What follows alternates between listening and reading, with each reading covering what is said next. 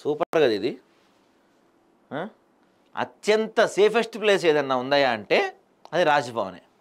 రాజ్భవన్లోనే దొంగతనం జరిగిందంట. గవర్నర్ ఉండే ప్లేస్ ఇది. హార్డ్ డిస్క్లు ఎత్తుకుపోయినట్టు గుర్తించిన అధికారులు. హార్డ్ డిస్క్ చోరీలో శ్రీనివాస్ హస్తం. మార్ఫింగ్ ఫోటోలు డిలీట్ చేసేందుకే శ్రీనివాస్ యత్నం. ఎలాంటి ఫైళ్లు మాయం కాలేదని గుర్తించిన పోలీసులు. ఏం మార్ఫింగ్ ఫోటోలు ఉన్నాయో. అత్యంత కట్టుదిట్టమైన భద్రతా వ్యవస్థలో ఉండే రాజ్భవన్లోనే ఓ గనుడు చేతివాట ప్రదర్శించాడు. ఈ విషయాన్ని అధికారులు ఆలస్యంగా సమాచారం. నిత్యం పోలీస్ పహారా మధ్య ఉండే రాజ్భవన్లోకే ఈ మాయలోడు ప్రవేశించాడు. అంటే అక్కడ భద్రతా లోపం ఎంత స్పష్టంగా కనిపిస్తుంది చూడండి. ఒకడు వెళ్ళి దొంగతనం చేసుకొని తీసుకొచ్చాడంటే గవర్నర్ అధికార నివాసంలోకి దర్జాగా వెళ్ళిన ఒక వ్యక్తి మొదటి అంతస్తులో ఉన్న కంప్యూటర్ రూమ్లో చొరబడి హార్డ్ డిస్క్లు ఎత్తుకెళ్ళాడు. ఈ నెల 13ని ఘటన జరిగినట్లుగా తెలుస్తుంది. రాజ్భవన్లోని సుదర్శన్ భవన్లో కొన్ని కంప్యూటర్ల నుంచి 4 హార్డ్ డిస్కులు కనిపించకుండా పోయిన విషయాన్ని అధికారులు ఆలస్యంగా గుర్తించారు. దీనిపై వారు వెంటనే పంజగుట్ట పోలీసులకు ఫిర్యాదు చేశారు. రాజ్భవన్ వంటి అత్యంత భద్రత ఉండే ప్రదేశంలో ఈ తరహా ఘటన జరగటం పలు అనుమానాలకు తావిస్తుంది. సీసీ కెమెరాలు అవి ఉండవా అక్కడ? ఫిర్యాదు అందుకున్న పంజగుట్ట పోలీసులు వెంటనే రంగంలో దిగి కేసు నమోదు చేశారు. ప్రాథమికలో భాగంగా ఈ చోరీకి పాల్పడింది రాజ్భవన్లో అవుట్సోర్సింగ్ పద్ధతిలో కంప్యూటర్ హార్డ్వేర్ ఇంజనీర్గా పనిచేసే శ్రీనివాస్గా పోలీసులు గుర్తించారు. అతన్ని అదుపులోకి తీసుకొని విచారించగా నేరం అంగీకరించాడంట. అనంతరం శ్రీనివాస్ను అరెస్ట్ చేసి కోర్టులో హాజరుపరిచి రిమాండ్కి పంపించారు. ఈ హార్డ్ డిస్కుల్లో ఏ విధమైన సమాచారం ఉంది అనేది తెలియాల్సింది. ఎందుకంటే బయట వాళ్ళు రాజ్భవన్లోకి వెళ్ళటం ఇంపాసిబుల్. సో అక్కడ ఏం చేయాలి కాబట్టి పోలీస్ స్టైల్లో ఎంక్వైరీ చేస్తే మనోడు దొరికాడు శ్రీనివాస్. ప్రస్తుతానికి అరెస్ట్ చేశారు కానీ ఏముంది. అయితే రాష్ట్రంలో సంచలనం సృష్టించిన రాజ్భవన్ చోరీ కేసులో మరో ట్విస్ట్ బయటపడింది. తోటి మహిళా ఉద్యోగిని ఫోటోలు మార్ఫింగ్ చేసి రాజ్భవన్ ఉద్యోగి భయభ్రాంతులకు గురి చేసినట్టు పోలీస్ స్టేషన్లో బయటపడింది. ఓడి అమ్మ, రాజ్భవన్లో కూడా మహిళలకు రక్షణ లేదా? రాజ్భవన్ కేసులో నిందితుడిని పంజాగుట్ట పోలీసులు 2 సార్లు అరెస్ట్ చేశారు. మార్ఫింగ్ ఫోటో విషయంలో మొదటిసారి అరెస్ట్ చేయగా రెండోసారి రాజ్భవన్లోని హార్డ్ డిస్క్ చోరీ కేసులో నిందితుడినైన పోలీసులు అదుపులోకి తీసుకున్నారు. సస్పెండ్ అయినప్పటికీ సెక్యూరిటీని మాయ చేసి నైట్ టైంలో ఎంట్రీ ఇచ్చినట్లు పోలీసులు గుర్తించారు. అయితే ఆ ఉద్యోగి వారంలో 2 సార్లు అరెస్ట్ కావడం సంచలనం రేపుతుంది. రాజ్భవన్లో ఉద్యోగం చేస్తున్న శ్రీనివాస్ తన తోటి మహిళకు కొన్ని మార్ఫింగ్ ఫోటోలు చూపించాడు. ఎవరో తనకు ఈ ఫోటోలు పంపిస్తున్నాడు, జాగ్రత్త అని చెప్పాడు.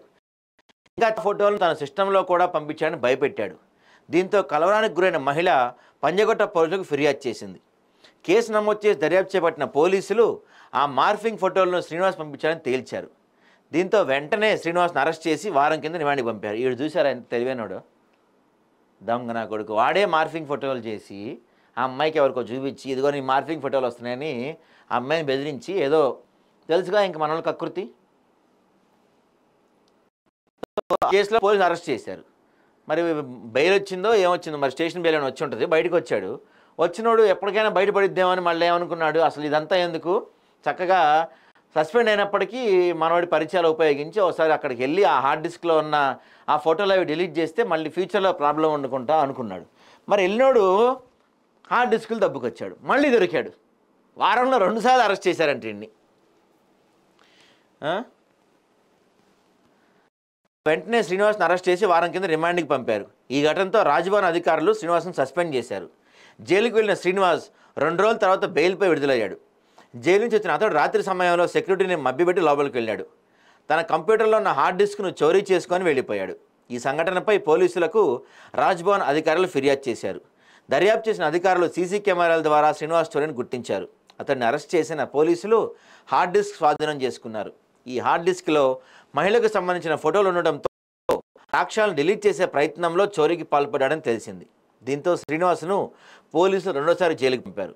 తొలుత రాజ్భవన్లో జరిగిన చోరీ కీలక హార్డ్ డిస్కులు ఫైళ్లు మాయమని ప్రచారం జరిగింది. అయితే ఫైళ్ల మాయంపై పంజగుట్ట ఏసీపీ మోహన్ కుమార్ వివరణ ఇచ్చారు. రాజ్భవన్లో పనిచేసే ఓ మహిళ తన ఫోటోలను ఐటీ ఉద్యోగి శ్రీనివాస్ మార్ఫింగ్ చేసినట్టు తెలిపారు. మహిళా ఫిర్యాదు మేరకు ఈ నెల 12న శ్రీనివాస్ను అరెస్ట్ చేసి రిమాండ్కి పంపించారంట. సో మొత్తం మీద ఈడేందంటే ఆ అమ్మాయి ఫోటోలు మార్ఫింగ్ చేసి ఆ అమ్మాయిని బెదిరించి లోపరుచుకుందామని ట్రై చేశాడు. ఆ అమ్మాయి ఏం చేసింది, వెంటనే పోయి పోలీస్ కంప్లైంట్ ఇచ్చింది. ఇవ్వగానే పోలీసులు అసలు ఎవడు మార్ఫింగ్ చేస్తున్నాడని పోలీస్ స్టైల్లో విచారణ చేస్తే ఈడే మార్ఫింగ్ చేసి ఈడే బెదిరిస్తున్నాడని తెలిసి తీసుకెళ్ళి లోపలేసి నా ఒక రౌండ్ వేసి పంపించారు బయటికి. పంపించగానే బయటకు వచ్చిన బిడ్డ, అరే ఇవాళ కాదు రేపైనా దొరుకుతాం, మనల్ని రాజ్భవన్లో సస్పెండ్ చేశారు కాబట్టి రేపు రోజున నాలాంటి వాడు ఇంకోడు ఆ ఉద్యోగంలోకి వస్తాడు, ఆ ఉద్యోగంకి వచ్చి వాడు ఆ సిస్టమ్ ఓపెన్ చేస్తే ఆ ఫొటోస్ మళ్ళీ కనపడతాయి, ఈ ఇష్యూ ఇంకా పెద్దదైద్ది ఖచ్చితంగా అనుకొని చెప్పి మళ్ళీ రాజ్భవన్ పోయాడు దొంగతనంగా. ఈసారి పోయినోడు హార్డ్ డిస్క్లు లేపుకొచ్చాడు అక్కడి నుంచి. దీంతో పెద్ద ఎత్తున చర్చ ఏం జరిగింది, రాజ్భవన్ దొంగతనం జరిగింది, హార్డ్ డిస్కులతో పాటు ఫైళ్ళు గిళ్ళు చాలా పోయినాయి, ఇంకేముందో అయిపోయింది, పెద్ద సెక్యూరిటీ బ్రీచ్ అని చెప్పి పెద్ద ఎత్తున ప్రచారం జరిగింది. మరోసారి పోలీసులు సీసీ కెమెరాలన్నీ గట్టిగా విచారణ చేసి మళ్ళోసారి మనోడిని ఆ సీసీ కెమెరాలో కనిపించి ఇంకోసారి మళ్ళీ మంచి రౌండ్ వేస్తే కథ మొత్తం బయటపెట్టాడు. ఫైళ్ళు గిళ్ళు పోలేదంట, మనోడే సార్ గారి ఘనకార్యాలు బయటపడతాయని చెప్పి దొంగతనం చేసిండంట. కానీ ఇక్కడ ఒక విషయం మాత్రం దీని ద్వారా తెలియాల్సింది ఏంటంటే, అంటే రాజ్భవన్లో కొంత అయితే సెక్యూరిటీ లోపం ఉన్నట్టు తెలుస్తుంది. ఎందుకంటే సస్పెండ్ చేసినోడు మళ్ళోసారి రాజ్భవన్లోకి ఎట్లా ఎంటర్ కాగలిగాడు? మరి మనోడిని ఎంటర్ చేసిన వాడిని కూడా సస్పెండ్ చేస్తారా పాపం? చెయ్యాలి ఖచ్చితంగా, ఎందుకంటే చిన్న విషయం కదా రాజ్భవన్లో భద్రతా లోపం అంటే.